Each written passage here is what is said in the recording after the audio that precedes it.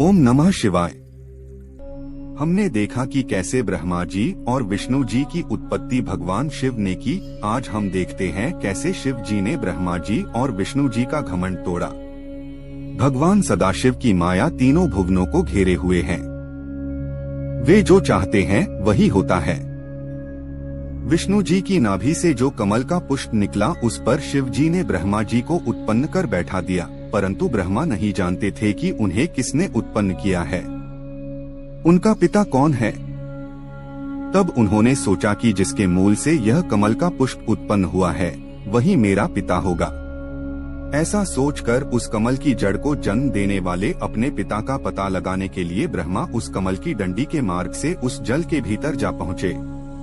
ब्रह्मा उस कमल नाल के सहारे सैकड़ों कोसों तक पानी के भीतर चले गए, परंतु उन्हें उसके उद्गम स्थान का कोई भी पता नहीं चल सका। तब वो निरंतर 100 वर्षों तक प्रयत्न करने के बाद निराश हो जाने के शोक से व्याकुल होकर उसी स्थान पर पुनः लौट आए जहाँ से नीचे की ओर चले थे।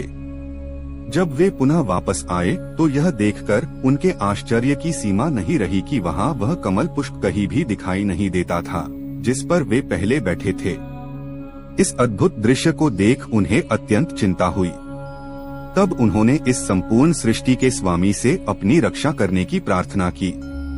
उस समय उन्हें चिंता युक्त देखकर आकाशवाणी हुई, जिसके द्वारा 2 अक्षर प्रकट हुए।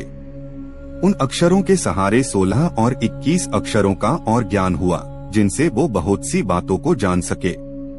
ठीक उसी समय भगवान सदाशिव की इच्छा से उस जल में अचेत होकर पड़े हुए विष्णु सचेत होकर ब्रह्मा जी के समीप आए। इस बात में कोई संदेह नहीं करना चाहिए कि जो भगवान शिव चाहते हैं वही होता है। विष्णु जी को देख ब्रह्मा जी ने उनसे पूछा, आप कौन हैं? विष्णु जी ने उत्तर दिया, हे ब्रह्मा, हम अलख निरंजन हरि हैं। हम तुम्हारे पिता हैं, हमारे ही नाभिकमल द्वारा तुम्हारी उत्पत्ति हुई है। अब तुम निर्भय हो जाओ, क्योंकि हम तुम्हारे रक्षक हैं। हमारे ऊपर हमारे समान अथवा हमसे उत्तम अन्य कोई नहीं, हम ही सबके स्वामी हैं।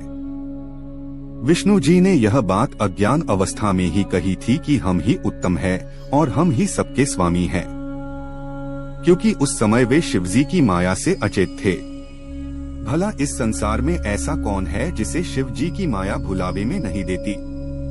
विष्णु जी के मुख से यह वचन सुनकर ब्रह्मा को अत्यंत क्रोध आया। तब उन्होंने कहा, तुम ऐसी बातें ना करो और कैवल्य भाव का निश्चय रखो। यदि तुम हमें उत्पन्न करने वाले हो तो वेद हमें ब्रह्मा, पितामह, विधाता आदि नामों से नहीं पुकारते। हम स्वयं ही तीनों गुणों को धारण करके संपूर्ण सृष्टि को उत्पन्न करने वाले हैं। अतः तुम्हें हमारे प्रति ऐसे शब्द नहीं कहने चाहिए। यह बात सुन विष्णु बोले, हे ब्रह्मा, तुम अज्ञानता में मत पढ़ो। इस सृष्टि को उत्पन्न करने वाले हम ही हैं। हम ही सब जीवों को उत्पन्न करके उनका पालन करते हैं और प्रलयकाल में सबको नष्ट करते हैं। हमारी माया के वशीभूत होकर सब अपना ज्ञान भुला बैठते हैं, इसलिए तुम भी ऐसा कह रहे हो। इसमें तुम्हारा दोष नहीं है। हम ही ने वेदों को बनाया और तुम्हें नाभि कमल द्वारा उत्पन्न किया। हमसे अधिक श्रेष्ठ अन्य कोई नहीं है। यदि तुम हमारा पूजन करोगे तो वह शुभ होगा, अन्यथा हम तुम्हें अपनी शक्तियां माया द्वारा नष्ट कर देंगे। विष्णु जी के ऐसे अहंकार पूर्ण शब्द सुनकर ब्रह्मा जी के हृदय में भी क्रोध उत्पन्न हो गया और वो विष्णु जी के शत्रु बन गए और उनसे कहने लगे, हे विष्णु, जिस प्रकार गुरु अपने शिष्य को झिड़क कर बुलाता है, उसी प्रकार तुम हमें उपदेश क्यों दे रहे हो? इस प्रकार विष्णु जी और ब्रह्मा जी आपस में युद्ध करने लगे। शिव जी की माया से मोहित होकर उन दोनों ने बहुत समय तक खूब युद्ध किया, क्योंकि वह दोनों ही खुद को ही सृष्टि का स्वामी समझते थे। उस समय उन दोनों को परस्पर लड़ता देख प्रलयकालीन प्रज्वलित शिव जी अचानक ही उस स्थान पर प्रकट हो गए। उनके उस परम तेजस्वी स्वरूप को देख उन दोनों ने युद्ध बंद कर दिया। उस समय विष्णु जी ने अत्यंत भयभीत हो ब्रह्मा जी से कहा, हे ब्रह्मा, यह तेज यहाँ कहाँ से आ पहुँचा? अब हम दोनों को उचित है कि हम इस तेज के आदि और अंत को देखाएं। हम दोनों में से हो भी इसके आदि और अंत को देख लेगा वही इस सृष्टि का स्वामी और सबसे बड़ा माना जाएगा।